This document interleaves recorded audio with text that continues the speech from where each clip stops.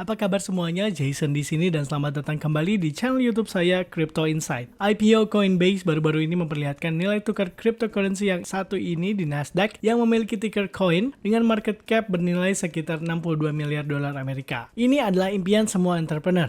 Bahkan lebih hebat lagi kalau kita tarik ke belakang, di tahun 2011 saat founder sekaligus CEO Coinbase Brian Armstrong dulunya seorang software engineer di Airbnb. Pemimpin di ranah cryptocurrency yang populer ini berawal dari solusi Armstrong untuk mengirimkan cryptocurrency dengan aman ke luar negeri. Tahun ini, Coinbase memiliki 56 juta pengguna terdaftar dan memproses transaksi jual beli sekitar 335 miliar dolar Amerika per quarter. Gimana Coinbase bisa tumbuh? Bermula dari sekedar project larut malam milik Armstrong hingga mencapai kesuksesannya saat ini, saya akan bahas itu di video ini. Apa sih Coinbase itu? Gimana cara kerjanya? Gimana peningkatan Coinbase saat ini, dan gimana masa depan kripto dengan platform ini? Di akhir video nanti kamu akan menjadi seorang pakar Coinbase. Tapi sebelumnya, kalau kamu nggak keberatan, tolong klik tombol like untuk algoritma YouTube. Saya bakal berterima kasih banget. Semakin tinggi engagement yang diraih video ini, semakin tinggi juga kemungkinan algoritma YouTube untuk mendorong video ini agar bisa dinikmati banyak orang. Karena ini channel YouTube baru yang saya mulai tahun ini, pasti juga akan ngebantu buat saya. Gratis kok. Kalau menurutmu kripto adalah masa depanmu, pastikan kamu subscribe dan aktifkan lonceng notifikasinya untuk video baru setiap minggunya. Terima kasih. Sekarang yuk kita lanjut bahas apa yang terjadi dengan Coinbase.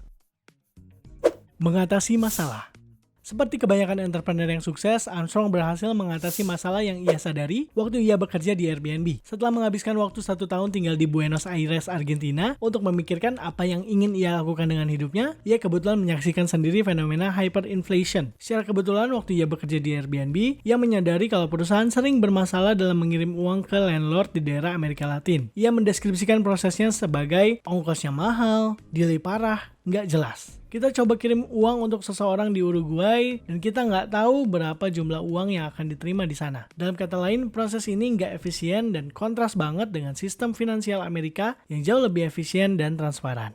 And so I sort of had a front row seat into the difficulty of integrating with the global financial system. Every country has kind of their own systems you have to integrate with different fees and delays.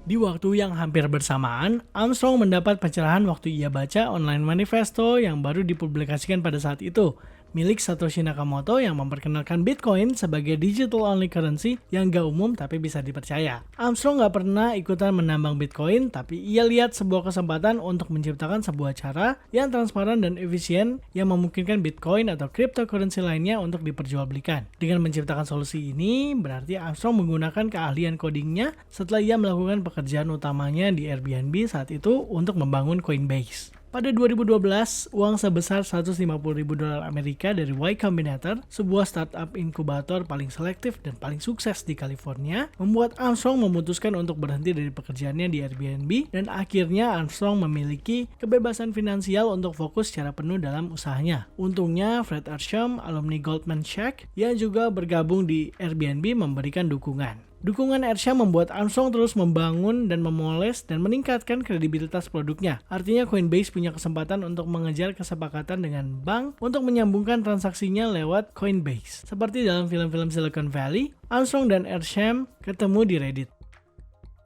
Oh, okay. Menumbuhkan sebuah perusahaan. Coinbase bermula dari dua orang, yaitu Armstrong dan Arsham, dari sebuah 2-bedroom apartment yang bahkan mereka bagi dengan perusahaan lain. Namun setelah 2 tahun beroperasi, Coinbase bertumbuh menjadi perusahaan dengan 1.000 pegawai. Perusahaan ini baru saja go public di tahun 2021 dan kemampuan mereka untuk berkembang pesat didukung oleh investasi dari beberapa venture capital. Tahun 2013 mereka mendapat Series A investment senilai 35 juta dolar Amerika dari Union Square Venture. Juga sebanyak 25 juta dolar Amerika di tahun yang sama dari venture capital Rabbits Capital and Anderson Horowitz yang terkenal di tahun 2015. Coinbase terus mengukir prestasi seiring banyaknya perusahaan yang memilih pertukaran mata uang menggunakan Bitcoin mulai dari Overstock sampai Expedia hingga Chime Inc. sampai Dell. Coinbase juga menjadi prosesor cryptocurrency untuk pembayaran tradisional dari perusahaan seperti Stripe dan PayPal. Pada tahun 2015, Coinbase mendemokan kemampuan mereka untuk mendorong Bitcoin menjadi mainstream. Hal ini membuat mereka mampu memainkan perannya di sana dan mendapatkan lebih banyak pendanaan, yaitu senilai 75 juta dolar Amerika dari beberapa bank New York Stock Exchange, NYSE, dan dari firma venture capital Draper Fisher Jurfenstein. Investasi berkesinambungan dari venture capital terbaik, bahkan dari NYSE, menunjukkan bahwa Bitcoin makin diterima di kalangan profesional. Mungkin orang-orang yang sudah tahu sebelumnya nggak akan kaget. Di bulan Januari 2015, Coinbase mulai menawarkan Coinbase Exchange bagi para trader Bitcoin profesional. Pada tahun 2016, Coinbase mengubah namanya dari Coinbase Exchange menjadi Global Digital Asset Exchange. Dan pada tahun 2021 kembali mengubah namanya menjadi Coinbase Pro. Walaupun namanya berubah-ubah, pesannya cukup jelas. Coinbase sangat terpercaya, gak cuman untuk retail investor, tapi juga untuk mereka yang melakukan trading sebagai mata pencarian mereka. Coinbase terus bertumbuh dari segi pendapatan maupun pengguna. Pada kuartal kedua tahun 2018 misalnya, Coinbase punya 1,2 juta pengguna yang melakukan trading senilai 12,9 miliar dolar Amerika. Sementara di kuartal pertama 2021, Coinbase punya 7 juta pengguna, dan mungkin kunci dari pertumbuhan ini adalah komitmen Armstrong yang gak berhenti demi melegitimasi Coinbase dan Bitcoin dengan mengikuti aturan IRS dan SEC. Meski beberapa pengguna Coinbase mungkin melihat Bitcoin dan cryptocurrency lainnya sudah menjadi mainstream, Coinbase mengikuti aturan IRS tahun 2017 untuk melaporkan pengguna yang melakukan transaksi di atas 20.000 dolar Amerika yang berujung pada Coinbase yang melaporkan 13.000 penggunanya di tahun 2018, di mana mereka memberikan data pribadi pada IRS berupa taxpayer ID, tanggal lahir, rekam jejak transaksi, dan nama pengguna. Seharusnya ini terlihat jelas bahwa semua pengguna Coinbase akan dan telah menjadi mainstream, dan Coinbase menjadi cryptocurrency yang sah dan dipercaya oleh IRS, SEC, dan pemerintah di seluruh dunia. Bukan hanya sekedar pergerakan bawah tanah. Our vision is to have 1 billion people in, say, 5 to 10 years accessing an open financial system through our products every day. And when we've done that, we will have materially changed the economic freedom of the world, and we'll have bent the shape of that curve. Menjaga prinsip pertumbuhan. Armstrong selalu tegas dan jelas dalam prinsip dan alasannya terjun ke bisnis kripto. Bukan tentang uang semata. Malah Armstrong bilang kalau saya pingin dunia punya sistem keuangan yang global dan terbuka. Hal ini akan membawa kita pada inovasi dan kebebasan. Sebuah ide cemerlang yang terdengar seperti sebuah kepura-puraan kalau bukan diucapkan dari mulut Armstrong yang benar-benar melakukannya. Strategi Coinbase yang mendominasi nampaknya bekerja bersama sistem, bukan memprotes atau melawannya. Well, what we're going to do is create what we call the open financial system, which just means that we're going to use cryptocurrency and the smartphone revolution, things like that, to actually inject economic freedom into these countries all over the world. Cita-cita terbesar Armstrong adalah ia ingin siapapun bisa mengirim atau menerima cryptocurrency dimanapun. Artinya orang-orang tidak lagi terlalu bergantung pada bank, corporate payment processor, dan pemerintah saat harus memutuskan apa yang akan dilakukan dengan uang mereka. Ironisnya, Coinbase berfungsi seperti bank, di mana customer-nya dapat menyimpan atau mengambil uang. Mereka bahkan punya asuransi dari salah satu bank terbesar di London, Lloyds. Seperti layaknya bank, mereka pun punya security analyst dan spesialis sebanyak 41 orang yang dipekerjakan pada tahun 2020. Mereka bekerja untuk memastikan Coinbase mampu mempertahankan reputasinya sebagai cara yang paling aman untuk jual beli kripto. Gangguan yang didapat dari institusi dan centralized finance saat ini membuat Coinbase mengembangkan corporate bisnisnya yang ingin menggunakan blockchain teknologi. Chief Operating Officer Emily Choi telah menumbuhkan alur bisnis ini, mempengaruhi lebih banyak firma di Amerika maupun di Cina untuk mulai mengadopsi dan mengulik artificial intelligence dengan cryptocurrency trading.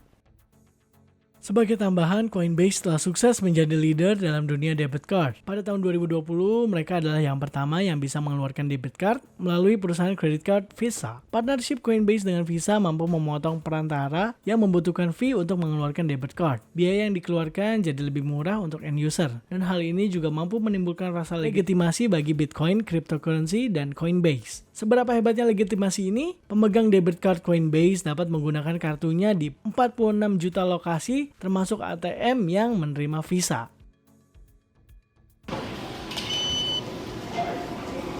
Yeah, but then today the payment went through the second time we tried it. Karena bekerja sama dengan kekuatan institusi, hal ini juga mengubah attitude institusi terhadap apa yang diakui sebagai uang dan bagaimana hal ini harus diatur. Bulan lalu, Coinbase meluncurkan Crypto Council for Innovation dengan raksasa finansial Fidelity dan Square agar memiliki sebuah dukungan dalam industri kripto yang well-funded dan padu. Beberapa hari sebelum go public, Coinbase juga bergabung dengan DeFi Alliance, sebuah organisasi yang berbasis di Chicago yang memiliki spesialisasi dalam mendukung startup yang decentralized finance. Coinbase memperjelas kalau mereka nggak menerima pendanaan dari DeFi Alliance, tapi memiliki misi yang sama, yaitu untuk menumbuhkan institusi DeFi yang legal. Rencana masa depan agar terus tumbuh. Brent Armstrong dan timnya terus menumbuhkan Coinbase dengan mengembangkan international presence mereka, mengokohkan kekuatan mereka di pasar Amerika, dan memperluas jangkauan produk dan layanan mereka. Pada tahun 2021, Coinbase adalah sebuah platform yang beroperasi di lebih dari 30 negara, mulai dari Italia, Malta, dan Swiss. Dalam usahanya untuk menguasai pasar Amerika, Coinbase dapat melakukan beberapa hal. Yang paling terlihat adalah dengan cara meningkatkan jumlah kripto produk yang ditawarkan di platform. Dengan Coinbase yang saat ini mensupport 90 crypto assets. Bagaimanapun, ini akan bergerak lamban karena reputasi Coinbase yang aman dan terpercaya menyebabkan mereka harus selektif dalam memilih kripto produk yang mereka support. Mereka harus tegas dalam menentukan daftar kriptonya dengan selektif dan benar-benar memperhatikan pemilihan. Dengan penambahan kripto aset baru yang harus berdasar yurisdiksi sebagai usaha agar prosesnya bisa berjalan berdampingan, Coinbase bahkan membuat Asset Hub, sebuah cara standarisasi yang dapat membuat penerbit kripto aset untuk melakukan pengajuan untuk kemudian mendapat approval dan mereka dapat mengetahui apakah asetnya diterima atau ditolak. Ini adalah bagian dari usaha Coinbase untuk memenuhi arahan listing every compliant asset possible menurut Surojit Chatterjee.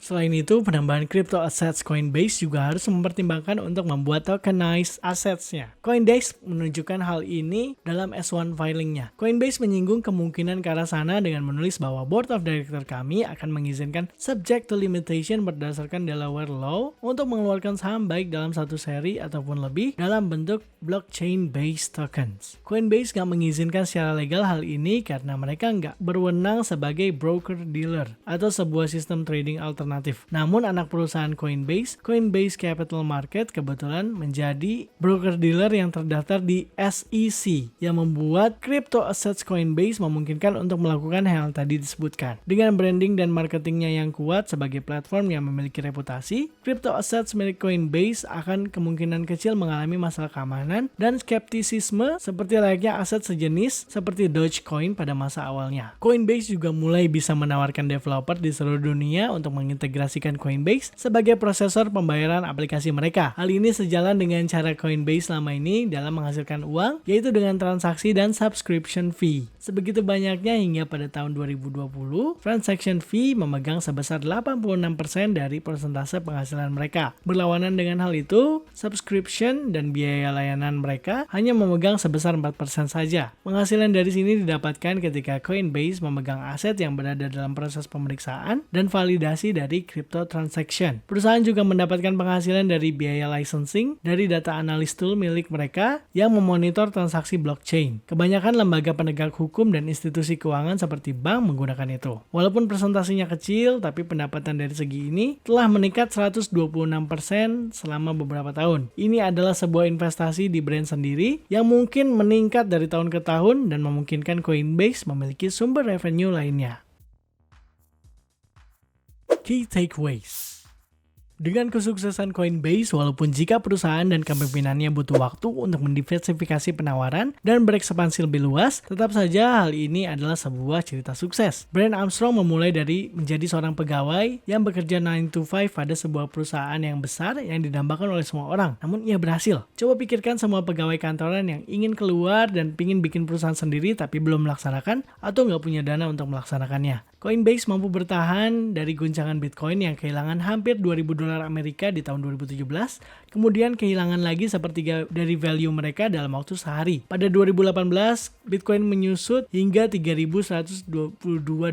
Banyak pengguna Coinbase dan investor mungkin meragukan masa depan perusahaan. Pada saat itu, bahkan sepertiga dari karyawan mereka cabut dari perusahaan. Armstrong, para pegawainya, maupun para investor dan pengguna yang tersedot ke dalam sana mungkin merasa lebih baik saat Bitcoin meraih pencapaian tertinggi tertinggi saat berada di posisi 61.712 dolar Amerika pada beberapa tahun terakhir. Suka atau tidak suka, Coinbase akan sangat membantu mendesentralisasi sistem finansial yang hasilnya lambat laun akan terlihat. Tapi platform ini telah membantu banyak regular investor menjadi lebih kaya dari yang mereka bayangkan sebelumnya tanpa Bitcoin dan Coinbase. Tapi tetap ada masalah yang menjadi masalah mendasar. Seperti kata pepatah, not your keys, not your coins. Jadi masa depan Coinbase yang sukses nggak terjamin saat nggak ada lagi nilai tukar yang terdesentralisasi.